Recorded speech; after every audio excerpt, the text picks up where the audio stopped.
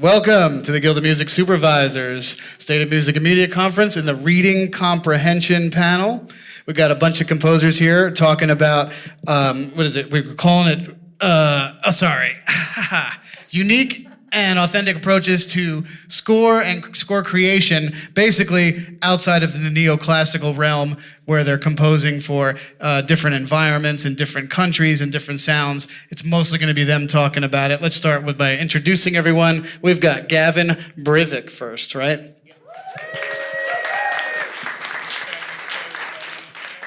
Yeah, tell us about yourself, real fast. Yeah, so I'm here presenting a movie called How to Blow Up a Pipeline, and it just premiered at TIFF, and it just got acquired by Neon, so it'll be playing next year. So you're getting a little bit of a sneak peek, and yeah, I guess I'll wait to dive into the details. Okay.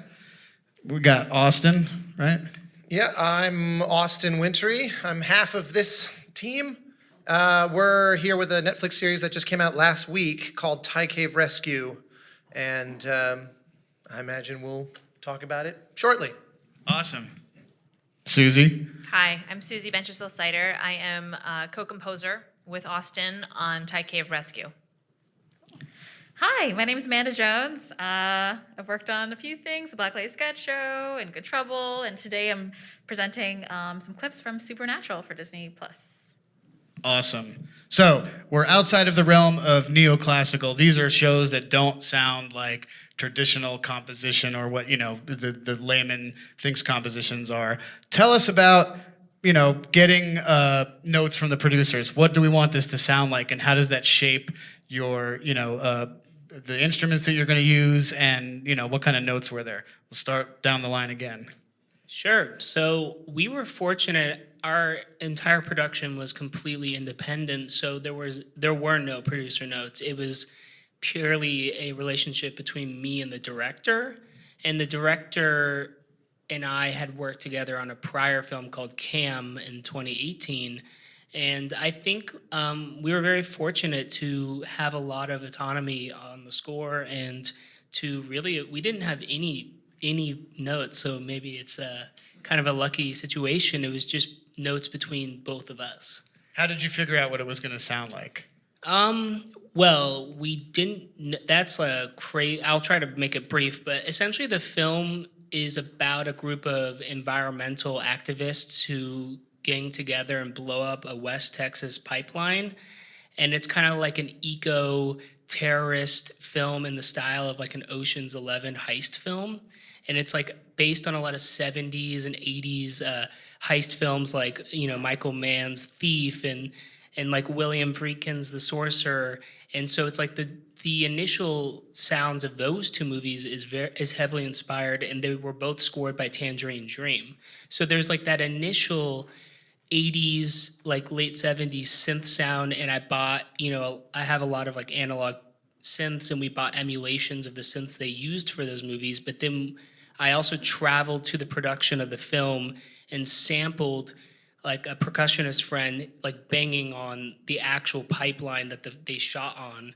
So there's it's kind of a combination between found sound samples and like that retro Tangerine Dream score. And we didn't really know what it was going to sound like. I wrote a lot of suites kind of covering those two directions, and we kind of found a middle ground. Nice. Austin and of the Susie, sorry.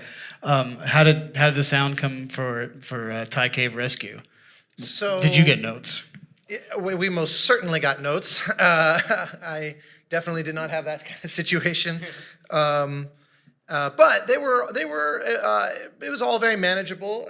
We did have a similar challenge of some of the notes, throughout the process stemmed from the lack of kind of obvious things to compare the score with, just because we were super deep down this hole of an authentic representation of Thai traditional music, and there's just not a lot of temp music out there that sounds like that. So the first step was that they hired us before the show had even been cast or shot, and so we started writing music just based on impressions of, first off, it's a true story, so there was the known element to it. It happened in 2018, and for those unfamiliar, in 2018, a group of young teenage boys and their coach got trapped in a cave in Thailand that flooded, and they were in there for almost 3 weeks, and this gargantuan, massive 10,000 person volunteer rescue effort got them out.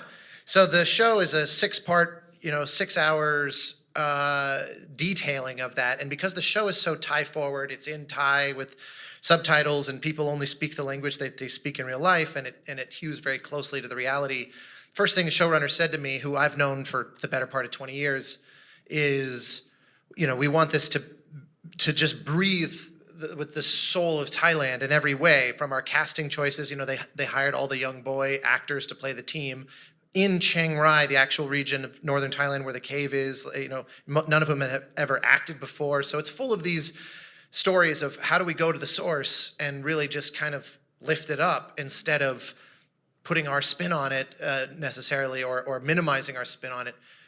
And so I said, well, this is very funny because on the face of it, I might not be the right person for this, but as it turns out, first off, I love deep dives into, different musical languages and that sort of thing, but also Susie, with whom I've worked really closely for over 10 years, happens to be a Thai-American composer.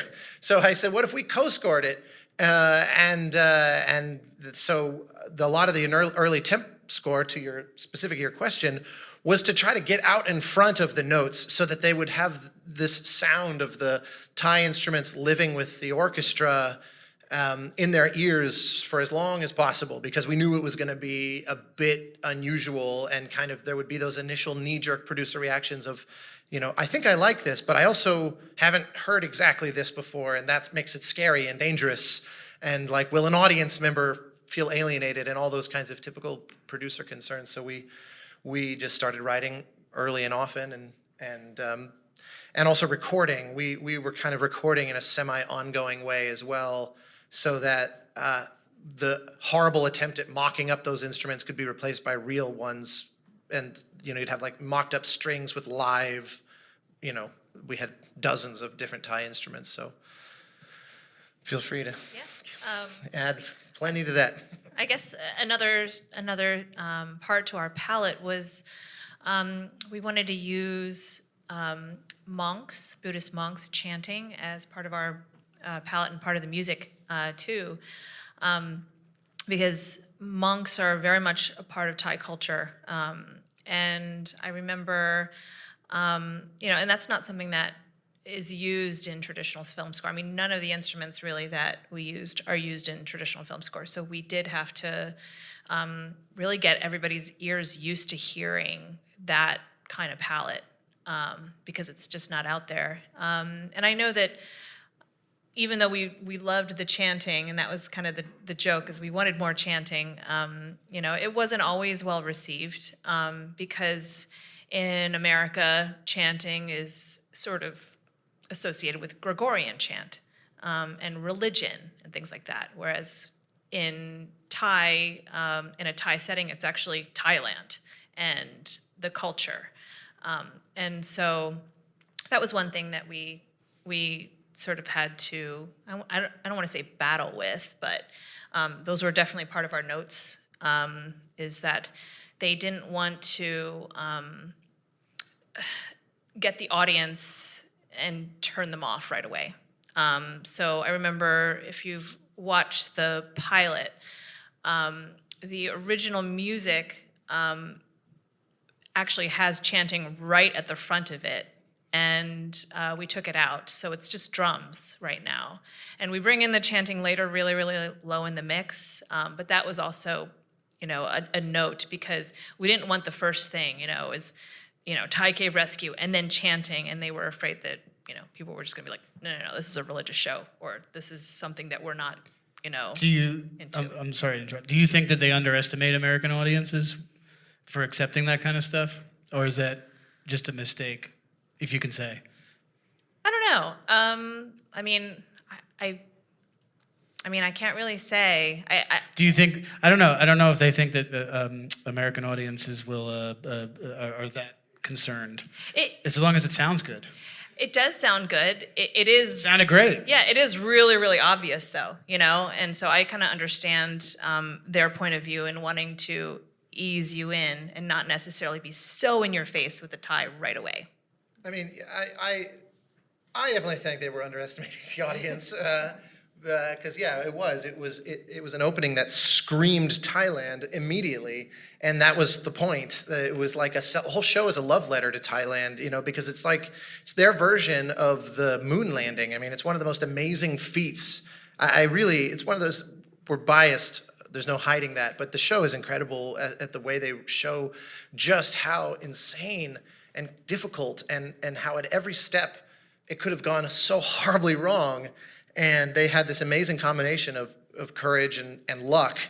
And so it was like, for us, I want to honor these people through the music. It's not about sort of easing in the audience. It's like, let the audience decide if they're into this or not. But I will say, as often happens, producer notes can occasionally be frustrating because you just think, oh, they just don't get it. Ignorant bastards. And then it forces you to start making other choices. And we ended up really committing to this idea that the monks are kind of thematically attached to the coach who's in the cave with the boys. It's this 12 young boys and their soccer coach.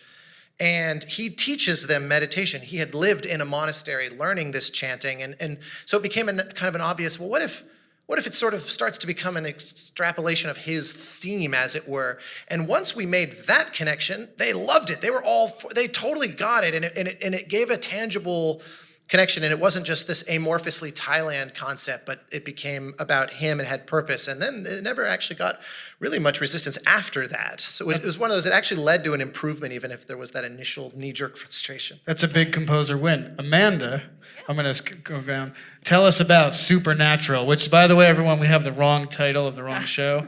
I think, Amanda, you did this one as well. I did do that one. But we're going to talk about the show Supernatural. Yeah. So what's it like composing for walruses and elephants? Exactly. Yeah. So Supernatural, if you're not familiar with it, it's a natural history series with National Geographic.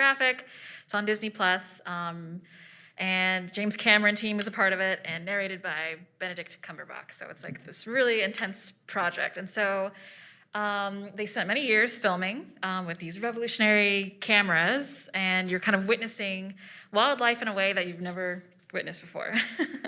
And so we wanted to kind of change up just so as an overview, we wanted to change up like the classic sound that you would associate with a natural history series, large orchestral textures, XYZ. So instead, they just wanted it to be kind of like a little bit avant-garde and a little bit crazy and just have fun with it, was what, quote unquote.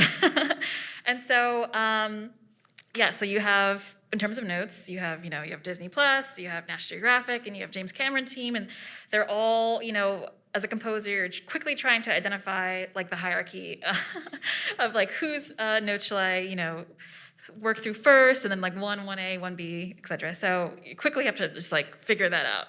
And then, because they didn't synthesize the notes into one concise thing, it was like in red it's this person, in purple it's this person, and blue it's this other person. So you really have to like take the time just to kind of like check all the boxes of everyone's notes.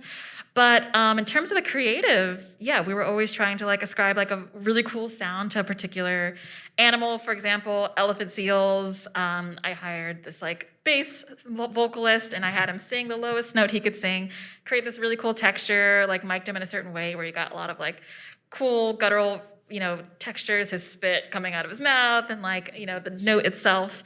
And then I added some effects to it, and it was like, okay, that's elephant seals. And then for flying squirrels, which we'll see here, I'm like, my voice is in that score. There's also like, Can we run that clip? Cool textures on acoustic guitar. There's also a lot of percussion. Percussion was the #1 note for this series. We've got nut shakers. It's a squirrel. They eat nuts.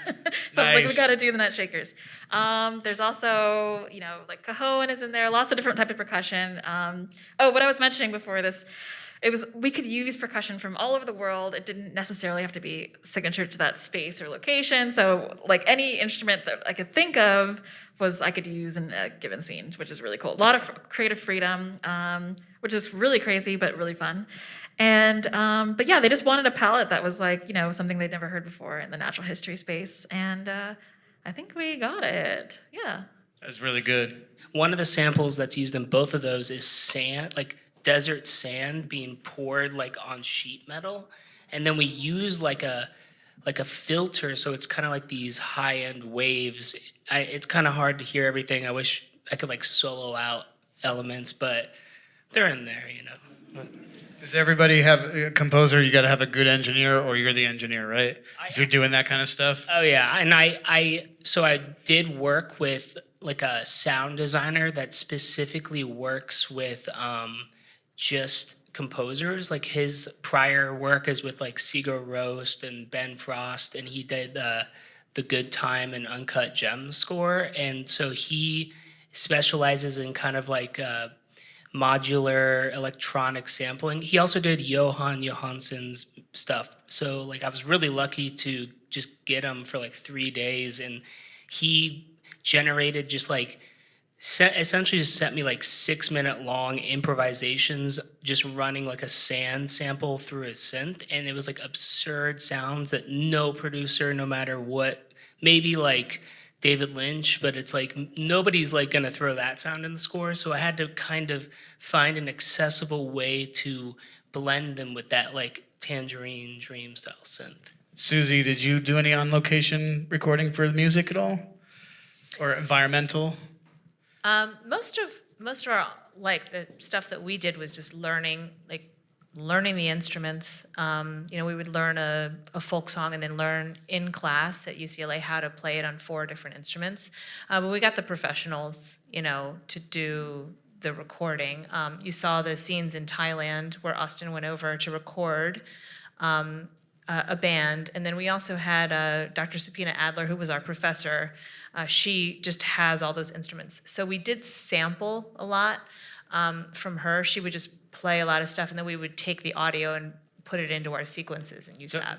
Being that it was your first, one of your early experiences with a lot of these instruments, did you have tuning issues or anything like that? Was there learning curve? Oh yeah, well it was all, What's a big obstacle on the change in instrumentation? Blending it in, but I also think, and Austin can actually speak better to this, that like scale-wise, things were different than the Western instruments. Pitching, right? Yeah, but it all kind of that's a sound in itself where it doesn't quite, match, but we like that sound.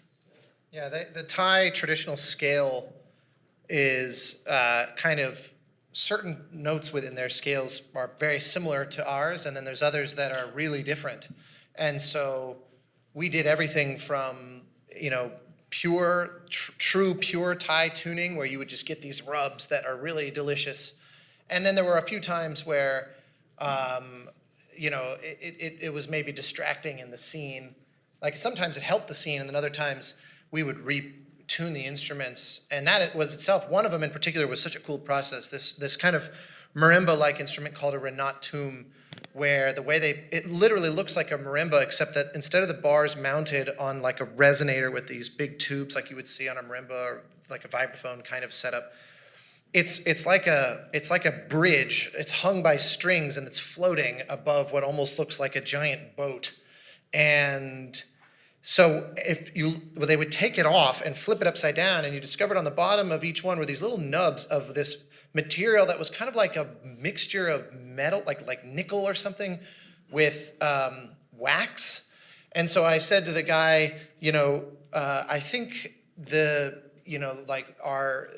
actually what it was, the way I discovered this was that I was in Bangkok recording day after day after day, and there was like one cue where I'd accidentally put, It was like F sharp or something, yeah, which they don't have naturally in their traditional tuning. Like that note just fully doesn't exist in traditional Thai tuning. And so he just decided, well, I want to pitch this thing to, kind of our version of an F sharp. So I come in, I discover him with a lighter, and he's literally melting this waxy stuff off the bottom of his thing to kind of, or it actually he was taking extra and putting it on to change the weight of the bar in order to pitch it. And he was sitting there with a little tuner on his phone, ding, ding, ding. Nope, needs a little bit more. And I was sitting there watching him with like flames, and it was also outdoors, and it was 10 million degrees outside. And so I was just sitting there watching like sweat pouring down. I looked like, Jordan Peele in that Key and Peele skit. I'm just, perversely sweating watching this. But it was amazing. I mean, it was every day was learning so much. They were enormously great kind of educators for us as well, because a few of our musicians, you saw them in there in that clip, were themselves composers they live in Bangkok and they score Thai movies and TV and stuff, and they play on other scores in addition to traditional music ensembles and that kind of thing. And they would, they not only did they speak the language of cinema and were really helpful, but they would also, say things like, oh, actually for this, like there's two different, for example, fiddle type instruments. One's called the sa'u, another one's called the sa duang. And they would say, we would write for sa'u, and they'd say, actually, what do you think of trying this one on that? And here's the reason. And they would have some musicological or geographic reason or whatever. And it was always this just continuous conversation. And they helped make it so much better. Amanda, we talked about some of the unique instruments you said. What about this project? What'd you bring differently, like musically, or like? Besides, you said you hired singers, but you've hired singers before. Like, Yeah, so, give me some unique stuff. What exactly. was new? We brought in a percussionist who had just like a ton of different types of drums, like a lot of like Afro-Colombian, Afro-Venezuelan type drums, and some of the more just stuff that we've heard before, like cajon and djembe, tambourine. But I also just bought a couple of things. I bought like a hang drum, and I bought like those like shakers, and I used some flutes also from like Guatemala, and there's another one from Peru that I just had around my house actually. They were gifts. Yeah, I just kind of like found stuff all over my house. I also just employed a lot of extended technique, just using like mallets on my guitar and just like banging things and just getting the resonance out of instruments that just sound really cool. Did you have preconceived notions of what instruments associated with animals that changed over the course of creating these? Let me think about that for a second. I think, in the beginning it was a little bit daunting because I wanted to like have some sort of connective tissue with all the different music. We didn't want each sequence to be its own little vignette. So in the beginning it was like, okay, what are we doing?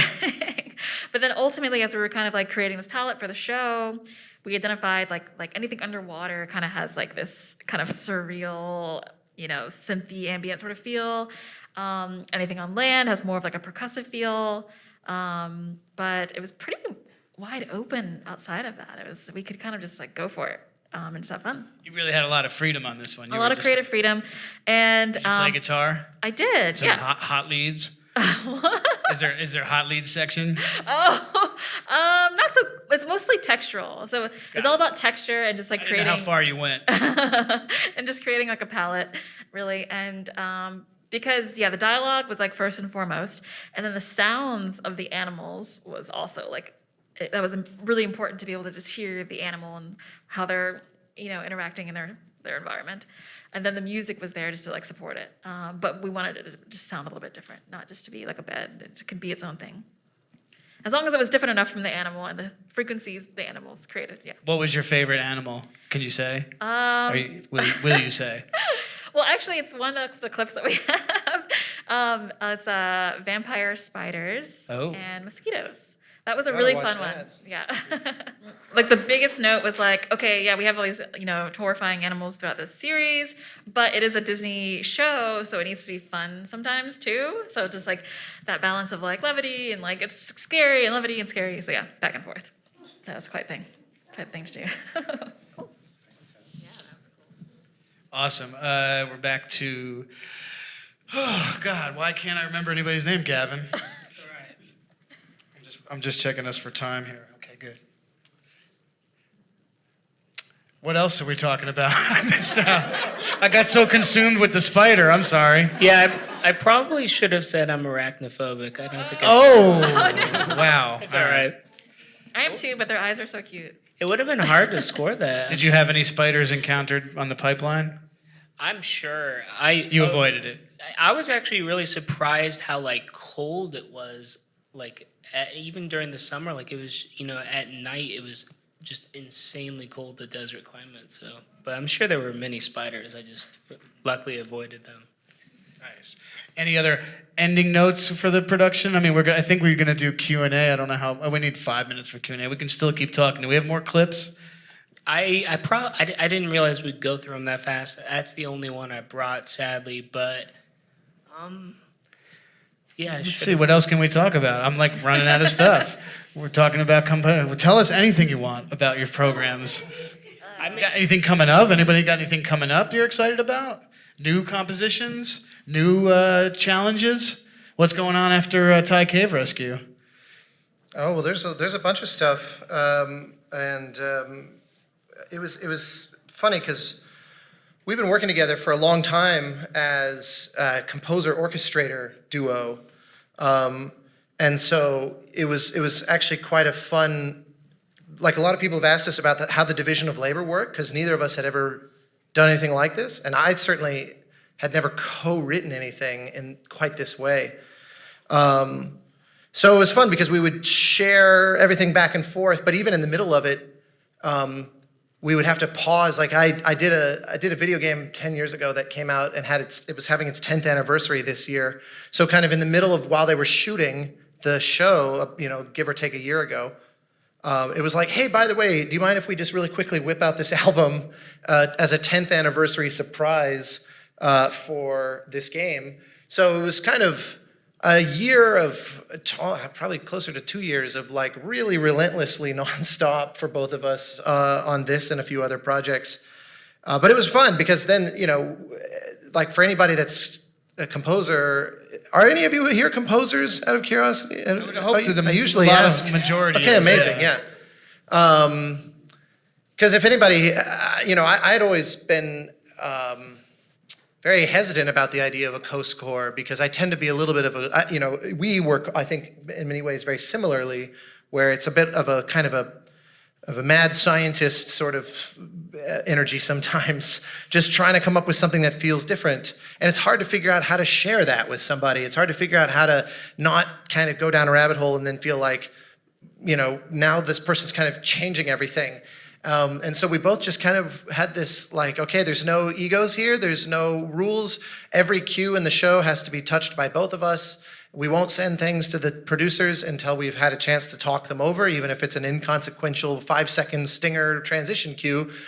Everything has to be kind of vetted internally so that it's one team. It's from the producer's standpoint, the showrunners, there's one composing entity. It's not two different people, and they're never gonna silo us off from one another, or kind of, you take this episode, I'll take that episode kind of thing. And then it was cool because then I went to Bangkok to kind of handle the production while Susie was back in LA preparing for all the orchestral sessions. Because as I mentioned, we'd been in this orchestrator-composer dynamic for over a decade, so that was kind of like, hey, now you can sort of relax and do the easy part of, hiring an orchestra, because that's the least unfamiliar of all the things that we're doing. But it ended up being really awesome. I mean, it was one of those where I might have beforehand been scared at the prospect of a co-write, and I think we both came out of it going, this was actually pretty awesome. We should find a way to do this again. This was cool. Are you going to? I mean, yeah, it's obviously right now I'm committed to a bunch of projects that hired me as me, but we've already worked on those as in our normal dynamic, and I'm sure, and fingers crossed, more things come up that would let us work more like we did on this show. Susie, is there an epiphany or a little piece of advice you can, or something you use in the future about like changing this relationship role, composer, arranger? I'm not a ranger, I'm sorry. To be honest, the only way it worked was because we have this 10+ year, relationship as composer orchestrator, where we are so used to communicating with each other constantly. And so I remember in the beginning, I think we were both nervous about, entering this new, partnership. And the nice thing was we both cared enough about that relationship to express that nervousness and say, okay, this is what I'm feeling, this is what I'm feeling. Okay, we've gotten that out there, let's figure out how to work that out. And, man, that would not have worked with just somebody that I met off the street or somebody that I maybe did one project with, where I would have that trust. We would have that mutual trust between each other that we can safely say things to each other, and it isn't personal or anything, and we're in a very safe space. So I think, in that collaborative spirit, I think trust is everything in communication. As an orchestrator, I was used to notation software and writing solely in notation software. And even though Austin was okay with me doing that, and he was, a 20-year veteran, he's like, I can work with what you have. I was like, no, I need to, go up to your level to figure that out so that we can, cross files effortlessly back and forth. So, I had a mountain to climb where I had to, spend 6 months, because we were luckily hired so early, and spend 6 months learning the tech of it, learning sample libraries, learning mock-ups and everything, so that I could easily write something, pass it to him, and he could just open it and do his thing, and we could just shuttle things back and forth. I don't really know if it would have worked with someone else, and likewise, I don't know if it would have worked with someone else, that we just didn't have that long history together. Everyone build a relationship with someone before you switch roles. Yeah. 100%.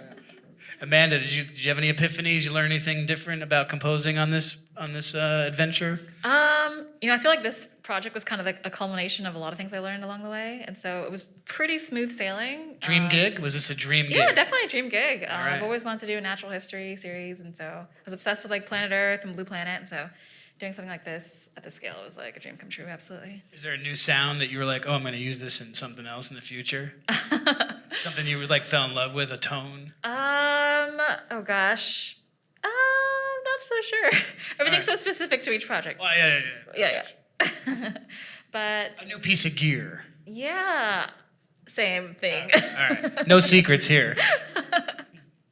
Gavin, anything? Yeah, I mean, for this, I also was hired at the script stage. So this was kind of the first time where I worked while I was composing suites while they were simultaneously editing, and there was no temp score. So it was all my suites. I wrote like 41 tracks. Like, it was outrageous. And honestly, that was an epiphany. And just like, if I could make this like my process for every movie, I would. Because for me, this was like the most ideal scenario to get the most authentic music for the heart of the film, like where you listen to those scores, like any of those iconic scores, and you're just like, this could never be in another film. It's like so that movie. And I think that's like always been my goal.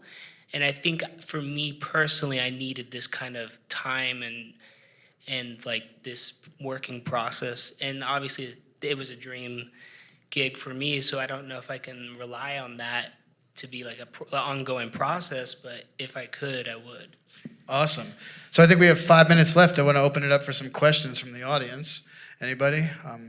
Wow, nobody's got questions? I have a question back there, the young lady.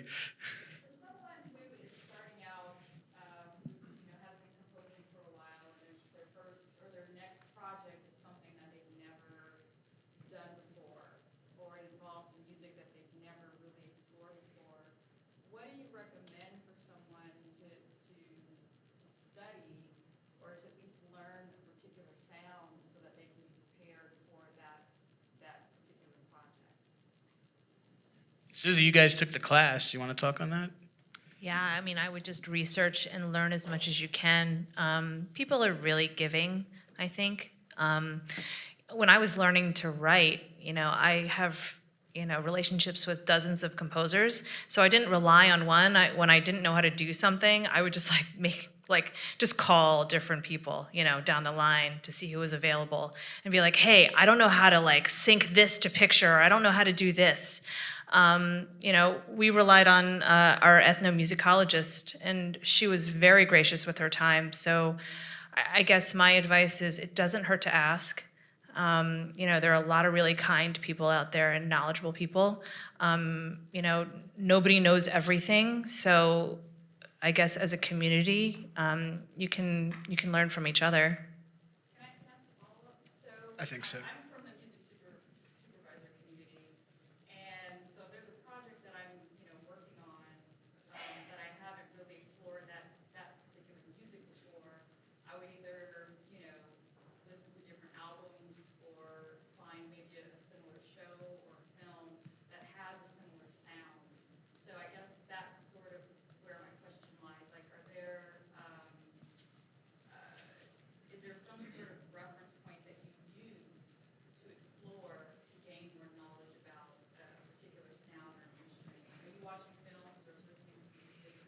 We're doing everything, and the nice thing is you live in Los Angeles, where it's a melting pot of every culture, and so there's just a vast amount of resources available in LA.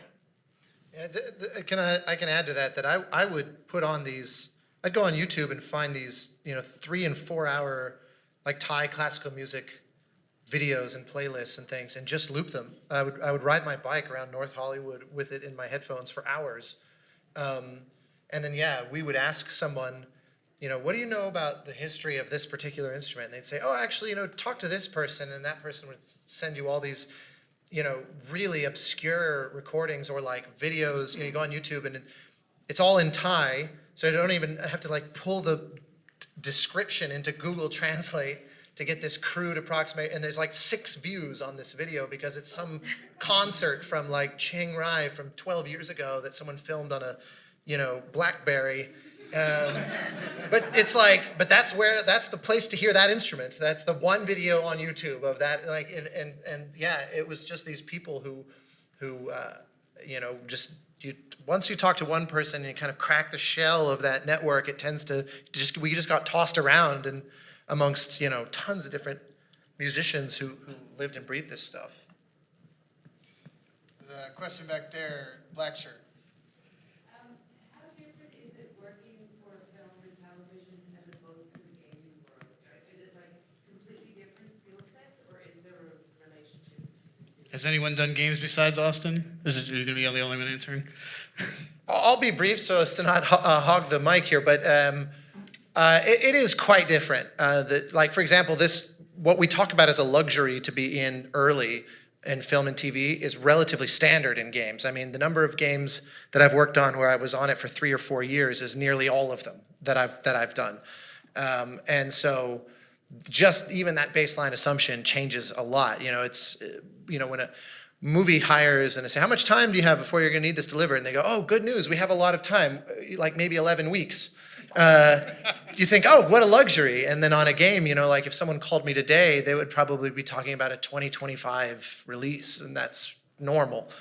Never mind the whole slew of technical differences in how you conceive of it and how it's going to be implemented relative to the player's experience. Because obviously, the comparison I like to make is, a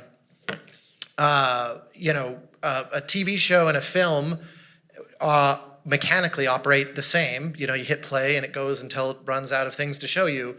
But Tetris and Uncharted are both video games, and a million other things that are nothing like each other in how you actually use it and how you interact with it. And that drags the music into a lot of different kinds of scenarios. So learning that technology, for me, it's a great joy. I absolutely love scoring games. And finding weird ways to make dynamic and interactive music, but it is a skill that is essentially only useful in that space. One more question? Gentleman up front. For Susie and Austin, the 2 questions. One is, understanding that the intonation of the Thai instruments is different, what was involved with learning or adapting the notation for it? The second one for Austin, kun bai Thai, put Thai, mai. Nope. I don't, definitely not. All right. I can honestly say I did not expect that to come out of your mouth. We were lucky. Our musicians all read Western notation. Like I said, half of them were composers. A couple played in a band. Like they were incredibly, they were extremely well trained, well equipped. One of the people we worked with was one of the best Pro Tools engineers I've ever met, period, the here or there. And in fact, the studio that we found in Thailand called Studio 28 was operated at a level that you would find at the Warner stage or Fox stage here. I remember when my music editor opened up the files in LA, he was looking at it and he said, this is one of the most well-organized session files I've ever seen. And they were like 25-year-old Thai kid interns. So they were amazing. And we were really spoiled in that way. They had incredible ears. They could respond on the fly. And they also read, we handed them a mountain of written parts as well. I will say too, after the initial soloing and everything, Austin spent 2 days with the Thai musicians improvising. So you saw on the video that he was playing on the piano, but they were hearing the piano, but that was never recorded. They were sort of riffing off of that. And so that recording took place right when we were recording episode 1, 2, and 3, because we needed material for 4, 5, and 6. So we used a lot of the improv from those 2 days to score 4, 5, and 6. Awesome. I think that's it for everyone.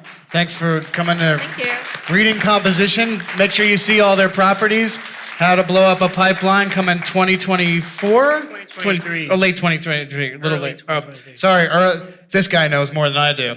Thai Cave Rescue on Netflix and Supernatural on Nat Geo with your Disney Plus.